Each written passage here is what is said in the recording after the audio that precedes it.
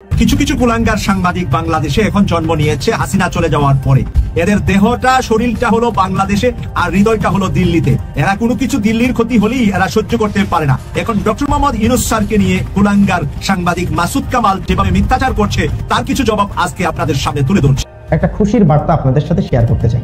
সেনাপ্রধান একটা সুন্দর প্রস্তাবনা দিয়েছে। সেনাপ্রধান ওয়াকারুজ্জামান তার যে প্রতিক্রিয়া বা তার যে মতামত যেটা জানিয়েছেন, এটা শুনলে সকলেই খুশি হয়। দর্শক, একটা চমকপ্রদ তথ্য সামনে এনেছে কলকাতার প্রভাবশালী দৈনিক আনন্দবাজার। চীনে ত্রিপক্ষীয় একটি মিটিং হয়েছে। ত্রিপক্ষীয় সেই বৈঠকে অংশগ্রহণ করেছে চীন, পাকিস্তান এবং বাংলাদেশ।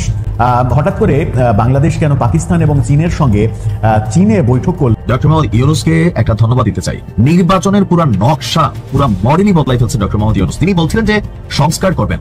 আমরা ভাবতেছিলাম কি সংস্কার করবে, তো ফাইনালি একটা সংস্কারের দেখা পেয়েছেন। আমার মনে হয় এই এক ঘোষণায় 18 বা 20 কোটি বাঙালি যারা আছে এদের মধ্যে ধরেন 1% বা 2% বাদ দিয়া বাকি সবাই খুশি। প্রিয় দর্শক, আসসালামু আলাইকুম। এই সময় বাংলাদেশের রাজনীতির যে প্রেক্ষাপট, যে আলোচনার সৃষ্টি হয়েছে, তারই আলোকে বেশ কয়েকটি ভিডিও নিয়ে হাজির হয়েছি। আজকের ভিডিওগুলো কিন্তু খুবই গুরুত্বপূর্ণ, তাই ভিডিওটি না টেনে সম্পূর্ণ দেখতে থাকুন। আর চ্যানেলে যদি নতুন দর্শক হয়ে থাকেন তাহলে অবশ্যই চ্যানেলটিকে সাবস্ক্রাইব করে আমাদের সঙ্গেই থাকুন এই ধরনের আপডেট নিউজগুলো পেতে।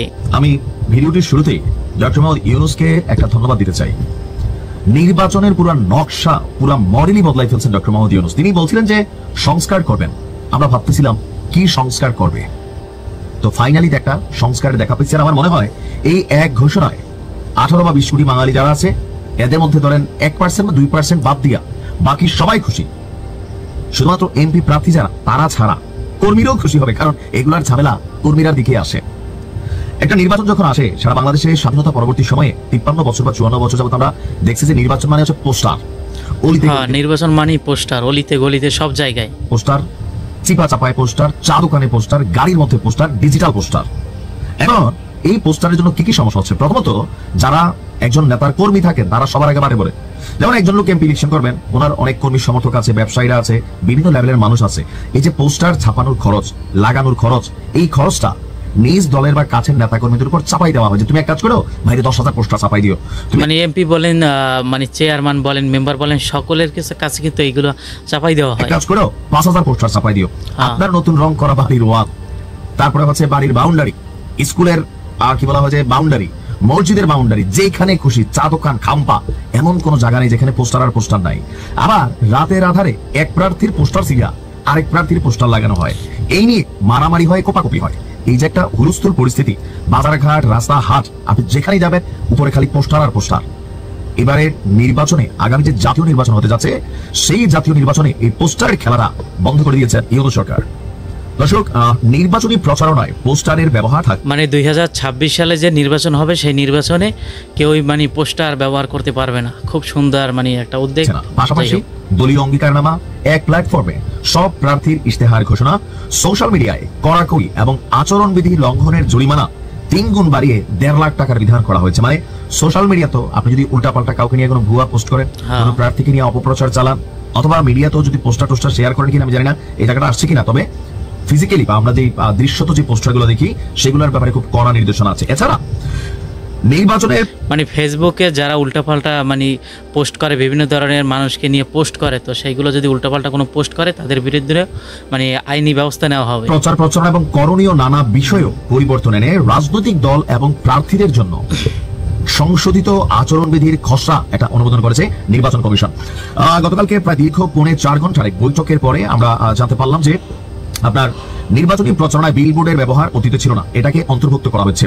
পোস্টার ব্যবহার বাদ করার ব্যাপারে যেটা সংস্কার কমিশনের একটা প্রস্তাব ছিল সেটাও করা হয়েছে। পোস্টার ব্যবহার বাদ দেওয়ার সম্মত হয়েছে। ব্যানার, ফেস্টুন, প্রতিদ্বন্দ্বী প্রার্থী ইত্যাদি নতুন ভাবে সংজ্ঞায়িত করা আছে। এখন আমার মনে হয় যে এখানে আরো কিছু আছে, যেমন সার্কিট হাউস, ডাক বাংলা, রেস্ট হাউস, এটার উপরেও বিধিনিষেধ আসছে। ফলে এখন এসব সুযোগ সুবিধা প্রার্থীরা অবাধে গ্রহণ করতে পারবে না। মানে আগে হয়তো কি যিনি এমপি প্রার্থী তিনি গেলে এই যে সার্কিট হাউস, ডাক বাংলা যেই থাকে সরকারি ভবনগুলো, এগুলোকে ব্যবহার করতো। তো সবকিছু মিলিয়ে আমার কাছে মনে হচ্ছে এটা ইতিবাচক সংস্কার। এটাতে সারা বাংলাদেশের মানুষ খুশি। শুধুমাত্র সবাই খুশি এমপি প্রার্থী হবেন তারা হয়তো অনেকটা নাখুশ হবে যে নির্বাচন আসছে, মাঠে পোস্টার নাই, হয়তো মাইকিংটা থাকবে, ওইটার ব্যাপারেও কি রুলস রেগুলেশন আছে আমরা জানি না, হয়তো আরো আসবে। বাট এই সংস্কারটা খুবই সুন্দর হয়েছে। আমার কাছে মনে হচ্ছে এটা খুবই সময় উপযোগী একটা সিদ্ধান্ত। সেনাপ্রধান একটা সুন্দর প্রস্তাবনা দিয়েছে, সেই প্রস্তাবনা আপনাদেরকে একটু পড়ে শোনাচ্ছি। সারা বাংলাদেশে একই দিনে নির্বাচন না দিয়ে 8 দিনে 8টি বিভাগে নির্বাচন দিতে হবে। 8 দিনে মানে 8টা বিভাগে নির্বাচন দিতে হবে, হ্যাঁ। এবং বাংলাদেশের সকল বাহিনীর উপস্থিতিতে নির্বাচন দিতে হবে। প্রতিটি কেন্দ্রে কমপক্ষে 5 জন সেনাবাহিনীর সদস্য, 2 জন বিজিবি প্লাস 3 জন পুলিশ মোতায়েন থাকবে। সেনাবাহিনী ম্যাজিস্ট্রি পাওয়ারে থাকবে। প্রতিটি কেন্দ্রের সার্বিক আস্থা লাইভ টেলিকাস্ট করতে হবে। বিমান বাহিনী একটা স্পেশাল টিম হেলিকপ্টার যোগে টহল দেবে। কোনো কেন্দ্রে আক্রান্ত হলে তারা দ্রুত রিজার্ভ ফোর্স সরবরাহ করবে। এমনটি করতে পারলে সুষ্ঠু নির্বাচন সম্ভব। অবশ্যই, মানে যদি আপনার 8টা বিভাগের ভিতরে যদি 8 দিন মানে এক এক বিভাগে এক এক দিন নির্বাচন দেওয়া হয়, তো তাইলে কিন্তু বিভিন্ন মানে প্রশাসনের কিন্তু সব জায়গায় কাজ করা লাগবে না, তারা একটা বিভাগের ভিতর কাজ করতে পারবে। তা মানে সেই জায়গায় যদি কোনো মানে মারামারি বা কোনো কিছু হয়, তো তারা কিন্তু বিষয়টা হ্যান্ডেল করতে পারবে। তো যাই হোক, যদি একটা বিভাগে মানে এক এক দিন নির্বাচন হয়, তাহলে কিন্তু ভালো হয় বিষয়টা। আসলে এটার সাথে আপনারা কারাকারি একমত? 3 জাতীয় সংসদ নির্বাচন রকিব হুদা আওয়ালদের বিরুদ্ধে মামলা করবে বিএনপি। আমার ধারণা এটা সঠিক সিদ্ধান্ত, এবং এখন যেসব রাজনৈতিক দল আছে এই ব্যাপারে তাদের কারোরই কোনো দ্বিমত নেই বা বিরোধিতা নেই। সত্যি কথা বলতে কি 2014, 18 এবং 24 এই 3টি নেকটারজনক নির্বাচন, যেই নির্বাচনের আবার সিএসি হিসাবে দায়িত্ব পালন করেছেন সাবেক 3 জন আমলা। খুবই গণধিকৃত কাজ, তাদের অনুশোচনা নেই, পদত্যাগ নেই, প্রতিবাদ নেই। তারা পুরো 5 বছর সময়কাল সমস্ত সুযোগ সুবিধা নিয়ে শেখ হাসিনার নির্দেশিত যে ধরনের নির্বাচন, সেই নির্বাচন করে গেছে। মাঝে মধ্যে একটু এদিক সেদিক, যেমন হাবিবুল আওয়াল বলেছেন পদত্যাগের পরে যে তিনি মনে করেন যে আগামীতে নির্বাচন তত্ত্বাবধায়ক সরকারের অধীনেই হওয়া উচিত। কিন্তু হুদা এবং এর আগে যে ভদ্রলোক কাজী রকিবউদ্দিন 14 সালে, কাজী রকিবউদ্দিন, তারা কিন্তু কেউ অনুশোচনা করে। এদের একটা শাস্তি হওয়া দরকার, কঠিন শাস্তি হওয়া উচিত। এদের মধ্যে 2 জন রকিবউদ্দিন এবং আওয়াল ছিলেন উচ্চশিক্ষিত প্রকৃত আমলা, আর নুরুল হুদা ছিলেন একটা 3rd ক্লাস টাইপের একটা আমলা, জয়েন্ট সেক্রেটারি লেভেল পর্যন্ত উঠতে পারছে টেনে টুনে। তারপরে কেমনে করে জানি তাকে বানাইছে, এবং মানে আঞ্চলিক ভাষায় কথা, মানে তার স্মার্টনেসের কোনো বালাই ছিল না। আর অন্যদিকে আবার ছিল স্মার্ট ওভার। হাবিবুল আওয়ালের ব্যাপারে কাজী জাফরুল্লাহ আশাবাদী ছিলেন। কাজী হাবিবুল আওয়াল, আমারও ধারণা ছিল শেষ পর্যন্ত তিনি মেনে নেবেন না এবং একটা ভালো নির্বাচন করবেন, কিন্তু না, শেষ পর্যন্ত অনেক রকম ছলাকলা করে শেষ পর্যন্ত শেখ হাসিনার স্বার্থই রক্ষা করেছে। এর মধ্যে আবার নুরুল হুদা মানে মার্সিডিজ বেঞ্চ এরকম একটা নতুন গাড়ি বরাদ্দ হয়েছে, যেই গাড়ি সে আবার চড়ছে, এবং এই নির্বাচন কমিশন এখন আছে গাড়িটা, কিন্তু প্রথম তাকে দিয়ে শুরু হয়। এবং যে পরিমাণ বক্তৃতা দেওয়ার নাম করে যে পরিমাণ মানে ভুয়া বিল তুলছে, অকল্পনীয়। এদের আসলে ক্ষমা হওয়া উচিত না। যাই হোক, বিতর্কিত 3টি জাতীয় সংসদ নির্বাচন পরিচালনাকারী সাবেক 3 প্রধান নির্বাচন কমিশনার সহ নির্বাচন কমিশনারদের বিরুদ্ধে মামলা করবে বিএনপি। মাহবুব তালুকদার ছিল ব্যতিক্রমী, লোকটা মানে শেষ পর্যন্ত মানে সত্যের পক্ষে কথা বলে গেছে, যদিও উচিত ছিল মানে পদত্যাগ করা, কিন্তু তারপর একটা ভয়েস পাওয়া গেছে 2018 সালের সেই কমিশনার, একমাত্র সেই ছিল প্রতিবাদী। আর বাকিগুলি মানে লেজে গোবরে এবং ভাঙা চোরা লোকজন, যাদের কোনো কাজ নেই, কর্ম নেই, রিটায়ারমেন্ট হয়ে এসে এখানে একটা সুযোগ সুবিধা, গাড়ি পাইলো, বাড়ি পাইলো, বেতন পাইলো, চালা গেল। আর মানে কোনো হদবোধ নেই, একটা লজ্জা শরম নিজের পরিবারের কাছে, আত্মীয় স্বজনের কাছে। জানি না এখন এরা কিভাবে দিন কাটায়। 3 জনই তো বেঁচে আছেন। রোববার রাজধানীর শেরেবাংলা থানায় মামলা দায়ের করা হবে বলে বিএনপি একটি সূত্র নিশ্চিত করেছে। রোববার সকালে নির্বাচন কমিশন কার্যালয়ে গিয়ে বর্তমান সিসির কাছে বিএনপির মহাসচিব মির্জা ফখরুল ইসলাম আলমগীরের স্বাক্ষরিত একটা চিঠি পৌঁছে দেন দলটির নির্বাহী কমিটির সদস্য সালাউদ্দিন আহমেদ। পরে সালাউদ্দিন শেরেবাংলা নগর থানায় মামলা করবেন। মামলার কাগজে স্বাক্ষর থাকবে বিএনপি মহাসচিবের। 2014 সালের 5 জানুয়ারি অনুষ্ঠিত একতরফা বিনা ভোটের নির্বাচনের আয়োজনের অন্যতম কারিগর ছিলেন কাজী রকিবউদ্দিন আহমেদ। ভোট ছাড়াই 153টি আসনে বিনা প্রতিদ্বন্দ্বিতায় আওয়ামী লীগ এবং তার সহযোগীদের জয়ী ঘোষণা করে বিতর্কিত নির্বাচনের নজির গড়েন কাজী রকিবউদ্দিন আহমেদ। মানে ভোটের দিনের আগেই বিনা যেহেতু কোনো প্রতিদ্বন্দ্বী ছিল না, 153 আসনে জিতে গেছে। তারপরেও সেই নির্বাচন কি নেকটারজনক। ওই নির্বাচনে তৎকালীন বিরোধী দল বিএনপি সহ বেশিরভাগ দল অংশ নেয়নি। আওয়ামী লীগ এবং তার সহযোগী সহ মাত্র 12টি দল অংশ নিয়ে সরকার গঠন করে। 12টি দল নিয়ে সরকার গঠন করছে। ওই কমিশনের সিইসি ছিলেন কাজী রকিবউদ্দিন আহমেদ। তার আমলে 4টি সিটি কর্পোরেশন ছাড়া স্থানীয় সরকার নির্বাচনগুলো ছিল বিতর্কিত, কিন্তু তাতে তার অনুশোচনা দেখা যায়নি। বিদায়ী সংবাদ সম্মেলনে রকিবউদ্দিন বলেছিলেন, বিনা প্রতিদ্বন্দ্বিতায় নির্বাচিত হওয়া দোষের কিছু নয়, আইনে আছে। আর কেউ মাঠ ছেড়ে দিলে তো প্রতিপক্ষ গোল দেবেই, এটা রাজনীতির খেলা। ওই সময় নির্বাচন কমিশনার ছিলেন মোহাম্মদ আব্দুল মোবারক, মোহাম্মদ আবু হাফিজ, ব্রিগেডিয়ার জেনারেল মোহাম্মদ জাভেদ আলী এবং শাহনেওয়াজ।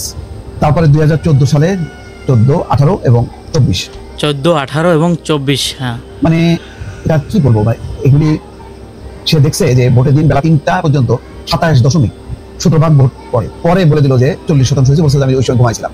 মানে জালিয়াতি, মানে যেহেতু আমি নির্বাচন সর্বশেষ যে 24-এর নির্বাচন হয়েছে, এটা একেবারেই ন্যাক্কারজনক। এবং বলা যায় 3টা নির্বাচনের মধ্যে সবচেয়ে ন্যাক্কারজনক ছিল এটা, যেটা আওয়ামী লীগের অন্যদেরকে দাঁড় করায় দিয়ে একটা প্রতিদ্বন্দ্বিতা করার চেষ্টা করছে। এখন এদের বিরুদ্ধে মামলা হওয়া উচিত এবং শাস্তির আওতায় আনা উচিত, নতুবা শিক্ষা হবে না।